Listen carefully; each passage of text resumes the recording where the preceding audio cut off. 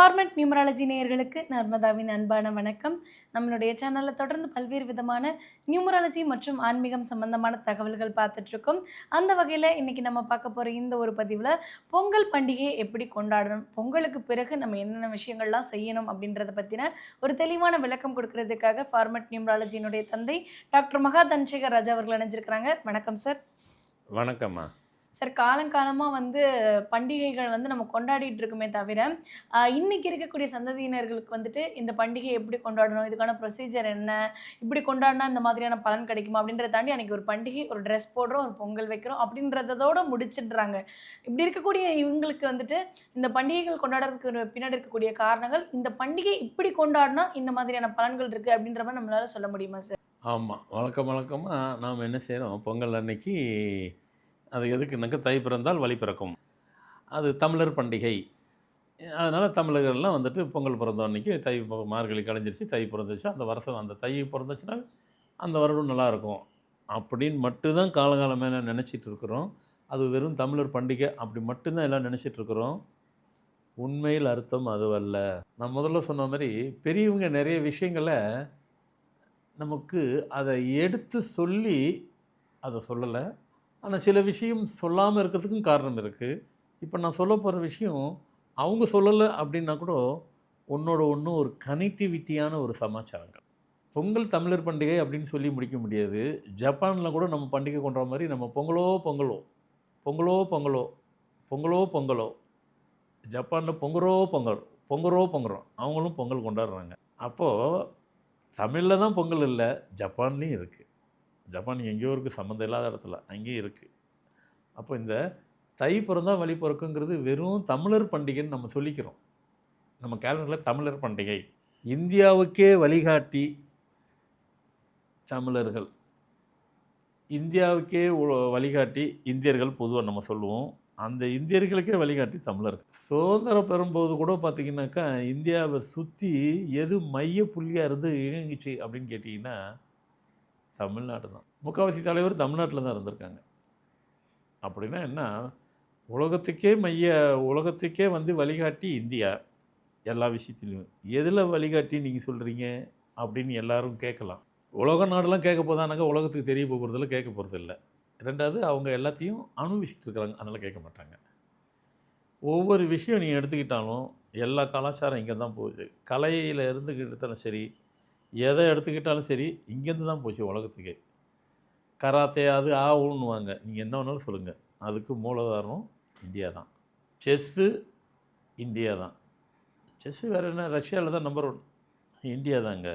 நம்ம நாட்டில் இந்தியர்களுடைய அரசர்களுடைய விளையாட்டே செஸ்ஸு தான். அதில் ராஜராஜ சோழன் யாரும் ஜெயிக்க முடியாது. செஸ்ஸு விளையாட்டு. கிரிக்கெட்டை வேணால் கண்டுபிடிச்சது வேணால் இங்கிலாண்டில் இருக்கலாம், 1-2 வேணால் அவங்க இருப்பாங்க. ஆனால் அதை தாண்டி வாழ்வாதாரம், நிறைய வழிமுறைகள், வாழ்க்கையை வாழக்கூடிய கற்றுக் கொடுத்தது எல்லாம் இந்தியாவுக்கு கற்றுக் கொடுத்தது தமிழர்கள். இப்படி ஒவ்வொரு விஷயங்களும் நிறைய சொல்லிக்கிட்டே போயிட்டே இருக்கலாம். கலாச்சாரம் எடுத்துக்கிட்டாலும் சரி, கலைகள் எடுத்துக்கிட்டாலும் சரி, எல்லா கலையும் இங்கேருந்து தான் போச்சு. எல்லாமே இங்கே தான் போச்சு. ஆனால் ஒரு கட்டத்தில் அதை விட்டுட்டாங்க. இதில் எல்லோரும் புரிஞ்சிக்க வேண்டியது ஒன்று, தமிழர்கள் பண்டிகையை தமிழர்களுக்கு அவங்க சந்தோஷமாக இருந்தால் தான், தமிழர்களை சந்தோஷப்படுத்தணும். தமிழர்கள் பண்டிகை தமிழர்களுக்கு இல்லை, தமிழர்களை சந்தோஷப்படுத்தணும். தமிழர்கள் சந்தோஷமாக இருக்கிறார்கள் என்றால் இந்தியா சந்தோஷமாக இருக்கும். இந்தியா சந்தோஷமாக இருந்தால் தான் உலக நாடு சந்தோஷமாக. இதுதான் உண்மையான இதனுடைய தாற்பயம். பொங்கல்னால் நம்ம வீட்டில் பொங்கல் செஞ்சு சாப்பிட்டு போனதுக்காக பொங்கல் இல்லை, தமிழர்களுக்காக உண்டான பொங்கல் இல்லை. அந்த பொங்கலினுடைய இது உலகத்துக்கே அது. சங்கராந்தின்னுவாங்க. இங்கே பொங்கலை தான் ஆந்திராலையும் கர்நாடகாலையும் அதே பொங்கல் தான் சங்கராந்தின்னு கொண்டாடும். அதனால் பொங்கலும் வெறும் தமிழ்நாடும் நின்றுக்கிருச்சு, நாம் தெரியாது நமக்கு. நாம் அவ்வளோதான் படிச்சுக்கிட்டோம். ஏன்னா நம்ம கேலண்டரை தாண்டி வெளியே போக மாட்டோம். கேலண்டரை தமிழர் பண்டிகைன்னு போட்டுட்டாங்க. இந்தியாவுக்கே வழிகாட்டி தமிழ்நாடு, உலகத்துக்கு வழிகாட்டி இந்தியா. அப்போ உலகத்துக்கு வழிகாட்டி யார்? தமிழ்நாடு. தமிழர்களை சந்தோஷப்படுத்தினால், தமிழ்நாடு சந்தோஷமாக இருந்தால்தான் இந்தியா சந்தோஷமாக இருக்கும். இந்தியா சந்தோஷமாக இருந்தால் உலக நாடு சந்தோஷமாக இருக்கும். அப்போ தமிழர்களுக்கு வழி பிறக்குது, வழி பிறந்துருச்சுன்னு சொன்னால் உலகத்துக்கு வழி பிறந்துரும்னு அர்த்தம். ஆனால் நம்ம ஒரு இதில் சொல்லியிருக்கோம் 2026ஆம் ஆண்டு இந்த வருடம் சிறப்பான ஒரு ஆண்டாக தான் அமையும். இல்லைங்க திடீர்னு அங்கே வார் இங்கே வார் என்ன வேணாலும் நடக்கட்டும். அதெல்லாம் தெரு சண்டை மாதிரி தான் அதெல்லாம். சில பேருக்கு அதிக ஆசைப்பட்டால் என்ன பண்ண முடியும்? மனுஷனுக்கு அதிக ஆசைப்படுற மாதிரி ஒரு நாடு கூட அதிக ஆசை வரும். அதிக ஆசைப்பட்டாக்கா அதுக்கு உண்டான பலன் என்னவோ அது கிடைக்க போகுது. அது கொடுங்க யாருக்கு படுறாங்களோ அவங்களுக்கு கிடைக்கும். அதுக்குள்ளே போக வேண்டாம். அதெல்லாம் நடக்கும், வரும், போகும். ஸோ அதனால் தமிழர்களை ஈஸியாக உதாசீனப்படுத்த முடியாது. அதுதான் தமிழர் பண்டிகை, அதுதான் பொங்கல் பண்டிகை. இப்போ புரிஞ்சிருக்கும், ஓஹோ பொங்கல் வெறும் தமிழ்நாட்டிலோட நிற்கல, உலகத்துக்கே பச்சை கொடியை காட்டக்கூடிய ஒரு ஃபெஸ்டிவல் தான், ஒரு பண்டிகை தான் பொங்கல் பண்டிகை. ஸோ இப்போது இது எல்லோரும் யோசிப்பீங்க, அனலைசிஸ் இப்போ நீங்கள் பண்ணிடுவீங்க, எல்லாம் கூகுளில் தட்டிடுவீங்க. என்ன இவர் பாட்டு ஈஸியாக சொல்லிட்டு போயிட்டாரு, உலகத்துக்கே இந்தியாவுக்கே எல்லாம் தமிழர்கள் இருந்தார். எடுத்து பாருங்கள், எல்லா கேம்ஸும் எல்லாமே இங்கேருந்து போனது, அதுக்கு மாடிஃபை. அதேமாதிரி இந்த மல்யுத்தன்றாங்க எங்கேருந்து ஆரம்பிச்சிது ஆனால் சொல்லுவாங்க, மல்யுத்தம் எங்கேருந்துனாக்கா மங்கோலியன்வாங்க. மங்கோலியர் எங்கேருந்து போனாங்க? எல்லாத்துக்கும் வரலாறு இங்கே தான், எல்லாமே கற்றுக்கிட்டது இங்கே போனதான். அதேமாரி நியூமராலஜின்னு இருக்குது. இல்லைங்க நியூமராலஜிலாம் பல 100 ஆண்டுக்கு முன்னால் கெய்ரோ அவர் தாங்க புக்கு முத புக்கில் உண்மை தான், அது பொய்யெல்லாம் கிடையாது.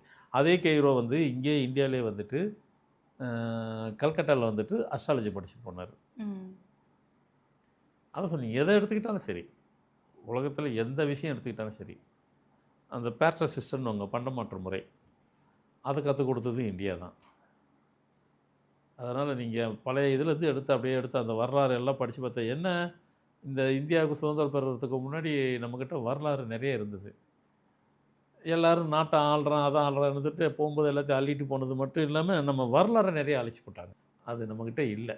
இப்போ வெள்ளைக்காரனாக இருக்கிறான்னா அவன் எதை பொக்கிஷமாக வைக்கிறானோ, பணத்தையும் நகையும் மற்றதெல்லாம் பொக்கிஷமாக வைக்கிறானோ இல்லையோ, அவன் வரலாறு மட்டும் அவன் பொக்கிஷமாக வச்சுருப்பான். அதுக்கு கொடுக்குற அவன் செக்யூரிட்டி வேறு எதுக்கும் கொடுக்க மாட்டான், அவ்வளோ பத்திரமா படுத்தி வச்சுருப்பான். இப்போது வேறு ஏதோ பத்திரப்படுத்தி வச்சுருக்கிறாங்க அதுக்கு பதில். அதனால் அது விட்டுருங்க.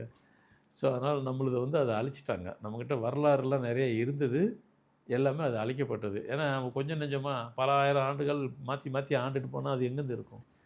அதனால் இதுதான் உண்மை. ஸோ தமிழர் பண்டிகை பொங்கல் அப்படின்னு நினைக்காதீங்க, உலகத்துக்கே பண்டிகை பொங்கல். இந்தியாவுக்கே வழிகாட்டி தமிழ்நாடு. என்ன சொன்னதை திருப்பி சொல்ல வேண்டாம், அதனால தான் முடிச்சிட்டேன் இந்தியா. ஆனால் தமிழர்களை சந்தோஷமாக வைத்திருக்க வேண்டும். தமிழர்கள் தான் மையப்பகுதி. அரசியல் கூட எடுத்துக்கிட்டால் கூட தமிழ்நாடு இல்லாமல் அரசியல் பண்ண முடியாது யாரும். அந்த காலத்தில் சரி, இந்த காலத்து வரைக்கும் அது அரசியலில் நிறைய விஷயம் தெரிஞ்சவங்களுக்கு தெரியும். தமிழ்நாடு தான் மையப்பகுதி. தமிழ்நாடு எது ஆமாம், இப்போ அதுக்கு தான் இப்போ முக்கியமான பகுதியில் தமிழர் வந்துட்டார்ல, இங்கே முக்கியத்துவம் கொடுக்கணுன்ற நான் கொடுக்கணும், பிரியாரிட்டி கொடுக்கணும், இதுக்கு நிறைய செய்யணும். இங்கே தமிழர்கள் சந்தோஷமாக இருக்கிறார்கள் என்றால் இந்தியர்கள் அனைவரும் சந்தோஷமாக இருப்பார். இந்தியர்கள் அனைவரும் சந்தோஷமாக இருக்காங்கன்னா உலகமே சந்தோஷமாக இருக்கும். அதுக்கு எங்கே ஆரம்பிக்குது மையப்பகுதி? பொங்கல் தான். பொங்கல் பண்டிகைங்கிறது சாதாரண பண்டிகை இல்லை. நாளையோடையில் அது அப்படியே நம்மளே மறக்கடிக்கிற மாதிரி பொங்கல் அன்றைக்கி பொங்கலை சாப்பிட்டு போயிடுறோம். பொங்கல் அன்றைக்கி பொங்கல் சாப்பிட்றதுல பொங்கல் பண்டிகை. இவ்வளோ விஷயம் உள்ள அடங்கி வச்சிருக்கிற ஒரு பண்டிகை. இந்த சந்தர்ப்பத்தில் உங்களுக்கு நிறைய சொல்ல வேண்டியது சொல்லிட்டேன். எல்லாத்தையும் பழசை எடுத்து பிரட்டி பாருங்கள், கூகுளில் போட்டிங்கன்னா மொத்தத்தை நீங்களே எடுத்துடுவீங்க ஆமான்ட்டு. ஸோ நிச்சயமாக எடுத்து பாருங்களே நானே சொல்கிறேன். எல்லாத்துக்கும் யூஸ்ஃபுல்லாக இருக்கும் இந்த தகவல் நினைக்கிறேன். கண்டிப்பாக சார். பொங்கல் பண்டிகை அப்படின்றது இந்த கேள்வியை வைக்கும் பொழுதே நீங்கள் பதில் இப்படி கொடுப்பீங்களோ அப்படி கொடுப்பீங்களோன்னு யோசிச்சுட்டு இருந்தோம். பொங்கலை இப்படி ஒரு கண்ணோட்டத்தில் அணுகலாம், பொங்கலுக்கு இப்படி ஒரு சிறப்பு இருக்குது அப்படின்றது முற்றிலும் நாங்கள் எதிர்பார்க்காத ஒரு பதிலாக கொடுத்தீங்க. ரொம்ப நன்றி சார்.